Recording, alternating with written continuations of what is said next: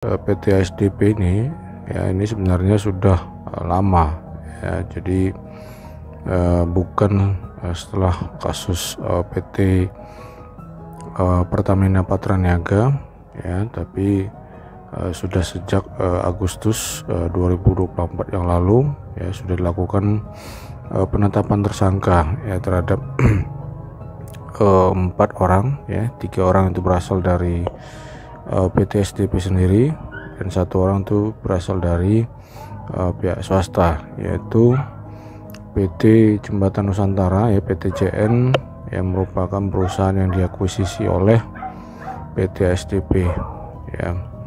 Jadi pada tanggal 13 Februari yang lalu ya, tahun 2025,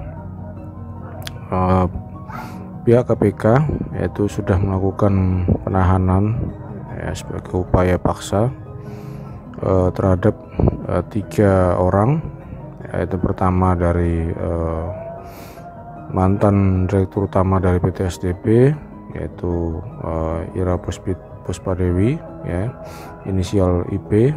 Lalu itu ada direktur komersial dan pelayanan ya, ini yang menjabat dari tahun 2019 sampai 2024, yaitu Muhammad Yusuf Hadi atau inisial MYH.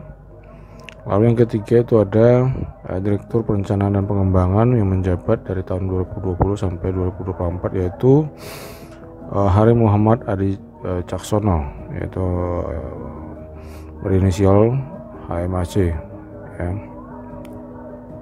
Nah, kasus ini yaitu sudah dilakukan penyelidikan dan penyidikan dari tahun 2024 yang kemarin ya, dari sejak Agustus hingga Oktober ya, sehingga ada beberapa hal yang terkait dengan kasus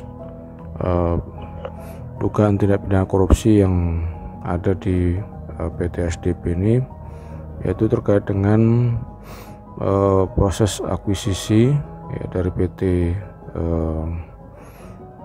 Jembatan Nusantara ya. Jembatan Nusantara ini merupakan perusahaan yang memiliki kapal begitu, yang melakukan penawaran kepada PT SDP Ferry Indonesia Persero. Nah, sehingga pada tahun 2019 sampai dengan 2022 ya, ketahui bahwa proses kerjasama usaha atau KSO ini yang dilakukan dalam proses akuisisi dalam hal pembelian 11 unit ya, kapal dari PT Jembatan Nusantara. Nah, kalau menurut hitungan dari pihak KPK sendiri, ada sekitar 1,2 triliun ya kerugian negara yang ada pada kasus ini. Nah, selanjutnya proses yang dilakukan ya dalam pembelian kapal tersebut ya, ini ada juga proses yang tidak ataupun proses yang melawan hukum ya, seperti upaya untuk membuat ya dokumen atau proses perubahan ya, dokumen ya, terhadap dalam hal pemeriksaan ya, kapal. Nah, sementara kapal yang dibeli tadi yang ada 11 unit itu kondisinya merupakan kapal yang sudah tua. Nah, sehingga dalam proses pemeriksaan dokumen terjadi perubahan ya, seolah-olah ataupun seakan-akan kapal tersebut baru gitu ya. Nah, sehingga ada sebesar 892 miliar ya untuk nilai saham dan 380 miliar ya untuk nilai pengadaan ataupun pembelian kapal dari PTJN ya, PT Jembatan Nusantara. Nah, totalnya sekitar 1,27 triliun ya terkait dengan kerugian negara.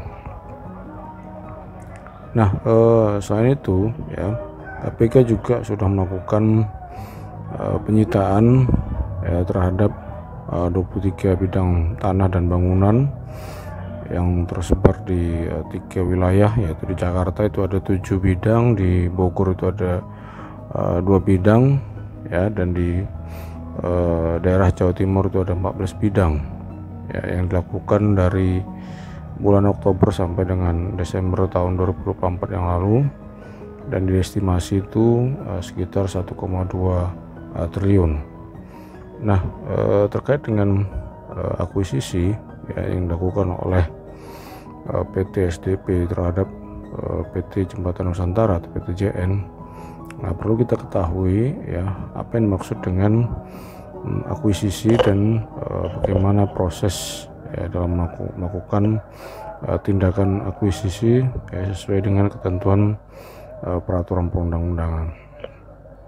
Nah, kata akuisisi ya, itu berasal dari kalau dalam bahasa Inggris itu disebut dengan acquisition ya, yang berasal dari kata acquire.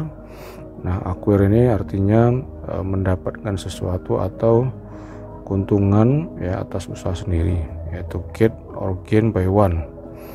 Nah, akuisisi atau dengan istilah lain take over ya, merupakan bentuk ataupun perusahaan yang diambil alih ya, baik itu kontrol saham ya, ataupun kontrol modal atas perusahaan lain gitu ya. Nah, kalau dalam istilah bahasa Inggris ataupun istilah asingnya itu one company taking over controlling interest in another company.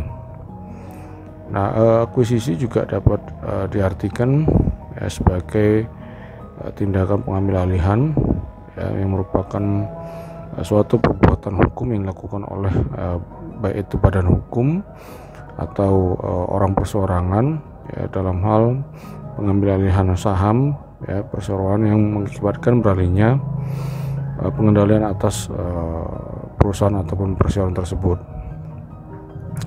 Nah, melalui akuisisi ya, ada 2 atau lebih badan usaha yang tetap eksis ya secara hukum, dan badan usaha yang paling besar itu menjadi induk perusahaannya gitu ya. Nah, proses akuisisi itu hanya mengubah status ya kepemilikan saham ya, beralih dari pemegang saham perseroan yang terakuisisi kepada pemegang saham pengakuisisi gitu ya. Nah, jadi perubahan yang timbul ya bukan pada status perseroan tapi pada pemegang saham.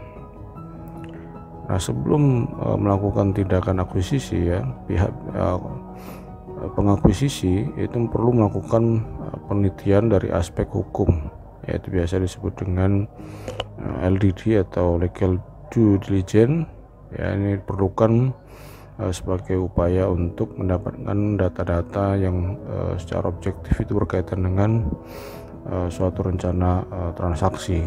Jadi LDD ini maksudnya sebagai pengauditan ya awal bagaimana terkait dengan kesehatan satu perusahaan yang menjadi target dari akuisisi. Nah, akuisisi juga disebut sebagai aksi perusahaan ataupun corporate action ya, yang harus mendapatkan persetujuan dari pemegang saham dalam RUPS ya, dalam forum rapat umum pemegang saham. Ya, karena itu pengambil keputusan tertinggi dalam satu perusahaan ataupun perseroan terbatas. Nah, menurut PP ya, peraturan pemerintah nomor 27 tahun 98 ini tentang penggabungan, peluburan dan pengambil alihan perseroan terbatas. Nah, di dalam PP ini mendefinisikan akuisisi sebagai perbuatan hukum yang dilakukan oleh badan hukum atau orang perseorangan untuk mengambil alih baik keseluruhan atau sebagian besar saham perseroan yang dapat mengakibatkan beralihnya pengendalian terhadap perseroan tersebut. Nah, berdasarkan objek yang diakuisisi ya, akuisisi ya, dibedakan atas 2 bentuk, yaitu akuisisi saham dan akuisisi aset ya. Nah, untuk akuisisi saham ya, Ini digunakan untuk menggambarkan suatu transaksi jual beli ya perusahaan, dan transaksi tersebut mengakibatkan beralihnya kepemilikan perusahaan dari penjual kepada pembeli. Nah, untuk akuisisi aset ya ini dilakukan apabila sebuah perusahaan bermaksud untuk memiliki perusahaan lain ya, maka ia dapat membeli ya sebagian atau secara keseluruhan aktiva atau asetnya yang menjadi target dari perusahaan yang akan diakuisisi. Nah, jika pembelian tersebut hanya sebagian dari aktiva ya perusahaan, maka tindakan akuisisi ini ya itu disebut sebagai akuisisi parsial ya. Nah, akuisisi aset ya secara sederhana itu dapat dikatakan sebagai tindakan jual beli aset ya antara pihak yang melakukan akuisisi aset ya, ini sebagai pihak pembeli, dengan pihak yang diakuisisi asetnya ini sebagai pihak penjual. Nah, dengan demikian ya dapat diartikan ataupun dapat dimaknai bahwa akuisisi merupakan pengambil alihan kepemilikan atau pengendalian atas saham dan juga atau aset ya suatu perusahaan oleh perusahaan lain. Dan dalam peristiwa ini baik itu perusahaan pengambil alih atau perusahaan yang diambil alih itu tetap eksis sebagai badan hukum yang terpisah gitu ya. Jadi antara seperti kasus ya SDP dan PT Jembatan Nusantara ya, keduanya tetap eksis ya. Karena apa? Karena yang diakuisisi itu adalah aset ya, ada nilai ada pembelian ya kapal 11 unit gitu ya. Baik, itu saja yang kita sampaikan pada kesempatan kali ini. Jangan lupa untuk subscribe, like, dan share, begitu juga